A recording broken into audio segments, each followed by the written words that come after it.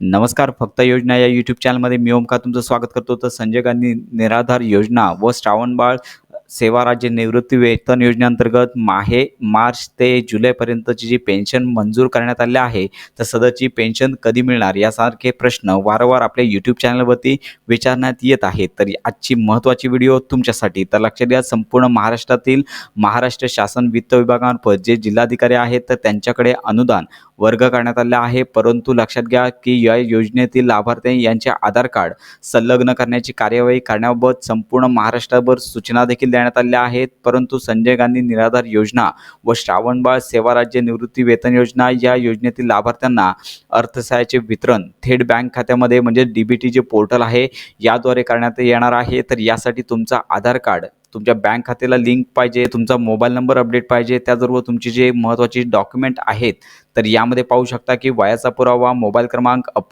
अपंगाचा प्रकार, प्रमाणपत्र, दारिद्र्य रेषेचे कार्ड, लाभार्थी यांचा जातीचा प्रवर्ग व आवश्यक माहिती अजून देखील काही कॅन्डिडेट जे आहेत त्यांनी जमा केले नाही आहे. त्यामुळे संपूर्ण महाराष्ट्रातील जे जिल्हाधिकारी आहेत त्यांना देखील तातडीने हे काम पूर्ण करण्याची जबाबदारी देण्यात आलेली आहे. तर संपूर्ण महाराष्ट्रातील जे जिल्हाधिकारी आहेत यांच्यामार्फत काम तातडीनं सुरू आहे. तर याचबरोबर एक सवलत देखील त्यांच्यामार्फत देण्यात आलेली आहे. तर यामध्ये वैयक्तिक लाभाचे लाभार्थी यांनी त्यांचा आधार कार्ड लिंक केलेले बँक खाते क्रमांक, वयाचा पुरावा, मोबाईल क्रमांक, अपंगाचा प्रकार व प्रमाणपत्र, दारिद्र्य रेषेचे कार्ड, लाभार्थी यांचा जातीचा प्रवर्ग व आवश्यक माहिती आता बँकेमध्ये असेल किंवा इतर ठिकाणी गर्दी होत असेल किंवा जाणं शक्य होत नसेल तर त्यांना आता त्यांच्या गावातील तलाठी किंवा कोतवाल यांच्याकडे 15 मे पर्यंत जमा करण्याचे आवाहन करण्यात आले आहे. प्रत्येक जिल्हाधिकारी यांच्यामार्फत अशा प्रकारच्या नोटीस देण्यात आलेल्या आहेत. त्यामुळे लवकरात लवकर सर्वांची जे आवश्यक कागदपत्रे आहेत ती पूर्तता करूनच सर्वांचं एकत्रित जोपर्यंत 100% जे